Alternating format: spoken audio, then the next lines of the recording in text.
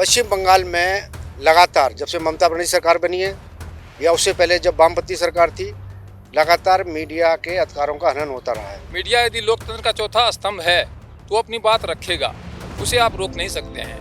ममता बनर्जी ये सवाल उठाती थी अभिव्यक्ति की आजादी का, तो आज उनके शासन में क्यों पत्रकारों की गिरफ्तारी की जा रही है, क्यों पत्रकारों का उत्पीड़न किया जा रहा है?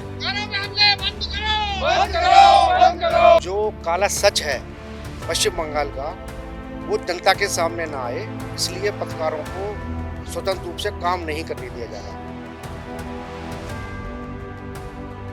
नमस्कार, मैं अभिषेक तिवारी पांचजन के डिजिटल मंच पर आप सबका स्वागत करता हूं। पश्चिम बंगाल में संदेश खाली में टीएमसी नेताओं द्वारा यौन उत्पीड़न का मामला सामने आया है, जिसको लेकर एक पत्रकार रिपोर्टिंग के दौरान ममता सरकार द्वारा लाइव गिरफ्तार कर लिया जाता है। आइए हम पत्रकारों से बात करते हैं, जानते हैं इस मामले में उनका क्या कुछ कहना है। देखिए, आज हमने धारा 144 के बावजूद विरोध मार्च निकाला है, क्योंकि दिल्ली में किसान आंदोलन के चलते धारा 144 लगा दी गई है और हमको पुलिस ने लिखकर प्रदर्शन करने की अनुमति देने से मना कर दिया था।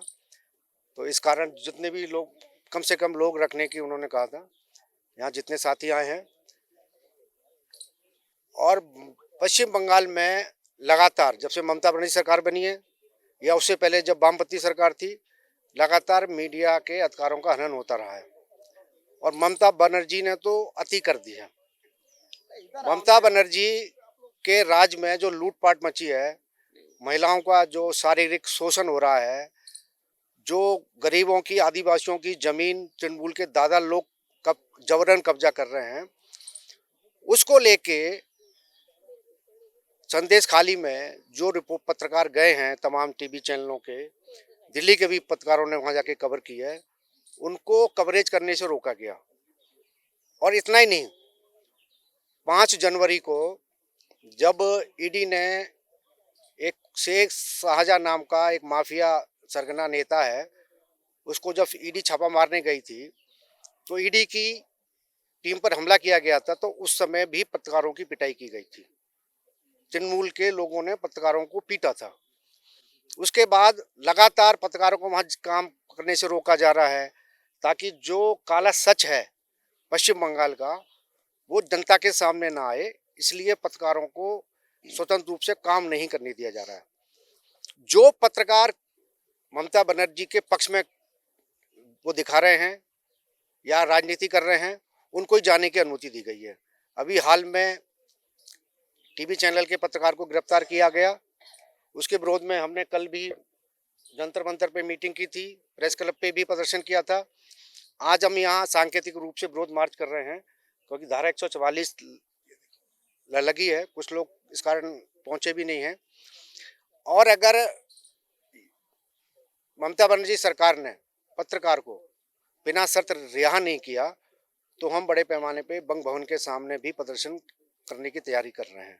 पश्चिम बंगाल की जो मुख्यमंत्री है वो भी महिला है, उसके बावजूद भी महिलाओं के साथ इस तरह के अपराध हुए हैं और वो इस पे चुप्पी साधी बैठी हैं। इस पर क्या कहेंगे आप?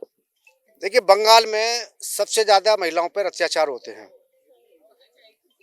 और लेकिन ममता बनर्जी के राज्य में उनकी शिकायत दर्ज नहीं होती।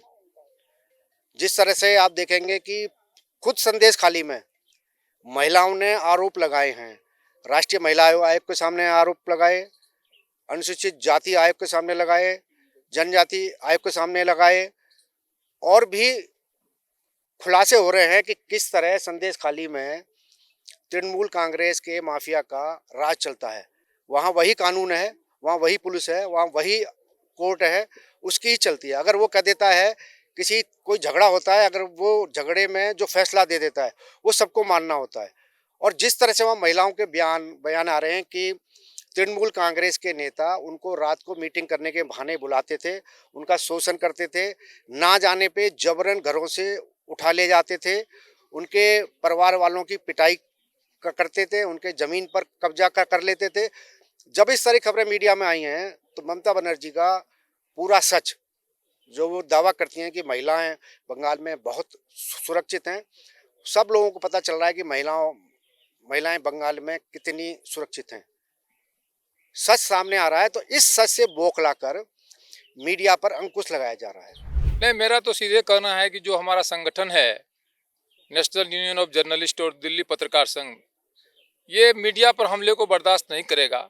हमारे राष्ट्रीय अध्यक्ष हैं रास बिहारी जी, राष्ट्रीय महासचिव हैं प्रदीप तिवारी जी, डीजे के वरिष्ठ नेता हैं राकेश थपलियाल जी, हम इस चीज़ को बर्दाश्त नहीं करेंगे।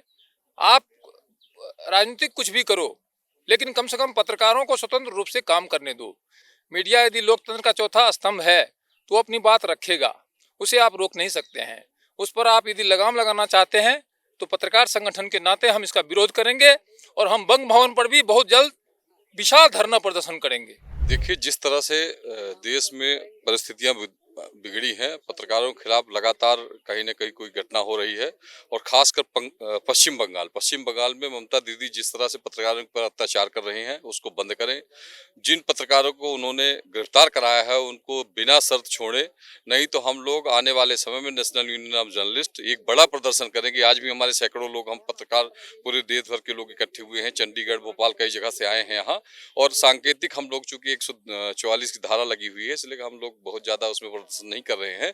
लेकिन अगर इसी तरह का माहौल रहा और बंगाल की प्रशासन ठीक से सुधरा नहीं, पत्रकारों के खिलाफ अत्याचार करेगा, मारपीट करेगा, उनको बंदी बनाएगा, तो हम लोग निरंतर उसमें आंदोलन करेंगे और अग्रसर रहेंगे। आने वाले समय में विशाल प्रदर्शन और धरना प्रदर्शन करेंगे ममता बनर्जी के खिलाफ, अगर उन्होंने इस तरह का इस अंकुश नहीं लगाया तो। देखिए, एक सबसे बड़ी चीज है कि जो पत्रकारिता कर रहे हैं लोग, उनकी एक जिम्मेवारी बनती है, उनका कर्तव्य है कि समाज में, देश में, राज्य में, आपके आसपास जो भी कुछ गलत हो रहा है उसको जनता के सामने लाएं, आम लोगों के सामने लाएं, पूरे देश के सामने लाएं। लेकिन जिस तरह के अत्याचार पत्रकारों के ऊपर हो रहे हैं, खासतौर पे बंगाल में जिस तरह से पत्रकारों को गिरफ्तार किया जा रहा है, न केवल एक बल्कि और पत्रकारों को भी, और लगातार पत्रकारों को निशाना बनाया जा रहा है, तो ऐसा लगता है कि ये स्टेट स्पॉन्सर्ड जो चीज़ें चल रही हैं तो वो बहुत ही गलत चीज़ है। हम उसकी पूरी भर्त्सना करते हैं और दिल्ली शहर के अंदर हम अपने को सुरक्षित महसूस करते हैं,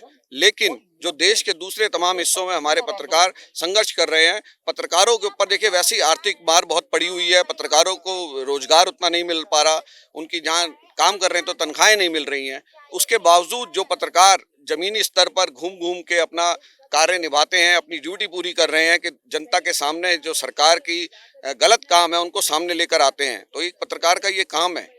तो वो उनके ऊपर इस तरह से पुलिसिया कार्रवाई करना, इसकी जितनी निंदा की जाए, और पूरे देश भर में हमारा जो संगठन है national union of journalist India, पूरे देश में हमारी इकाइयां हैं और उसका अभियान पूरे देश में चलाया जाएगा।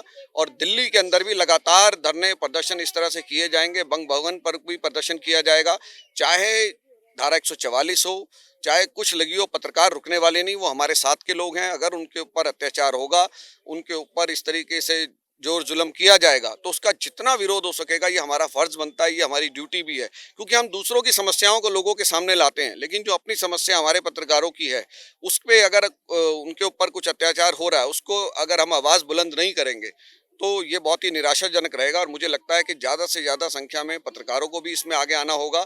हम देश की राजधानी में बैठे हैं, बहुत सुरक्षित अपने को महसूस करते हैं, लेकिन हमें उन सभी पत्रकारों का प्रतिनिधित्व करना होगा, उनकी आवाज़ बनना होगा यहाँ पर, क्योंकि देश के जो राष्ट्रपति हैं वो यहाँ पर हैं, देश के प्रधानमंत्री दिल्ली शहर में रहते हैं, देश के गृह मंत्री दिल्ली शहर में, और हम उन सब से अपील करेंगे कि पूरे देश भर में पत्रकारों को एक सुरक्षित माहौल दिया जाना चाहिए।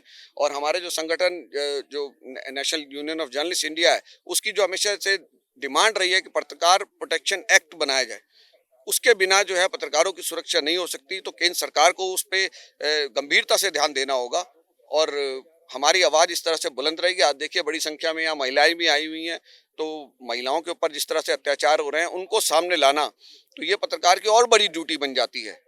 पूरे देश में कहीं पे भी महिलाओं पर कोई अत्याचार होता है या किसी पे जो भी कुछ गलत हो रहा है तो पत्रकार उसमें आगे आएंगे और यहाँ रुकने वाले नहीं। पश्चिम बंगाल में जिस तरह की इस समय घटनाक्रम देखने को मिल रहा है, वो चाहे राजनीतिक स्तर पर हो, सामाजिक स्तर पर हो या पत्रकारिता के स्तर पर हो, वो एक चिंताजनक स्थिति है।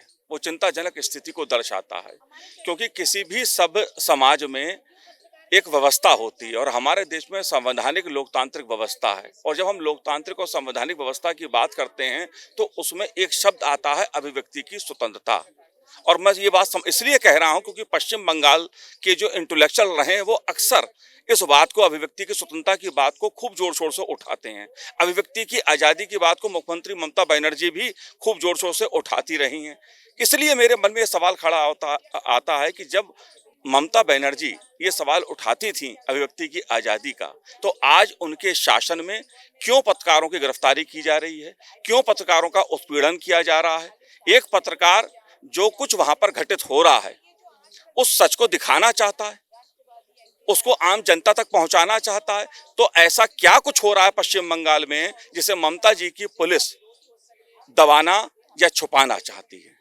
इसलिए हम लोग एकत्र हुए हैं और उस घटना का और जो पुलिसिया कार्रवाई है पश्चिम बंगाल में, जो ममता बनर्जी सरकार का आचरण है मीडिया को लेकर, उसकी निंदा करने के लिए, उसके खिलाफ विरोध प्रदर्शन करने के लिए यहाँ एकत्र हुए। देखो, मैंने एक बात कही, मैं ममता बनर्जी की राजनीतिक यात्रा को एक संघर्ष से भरी यात्रा मानता हूँ, इसलिए मुझे पश्चिम बंगाल की चिंता ज्यादा होती है।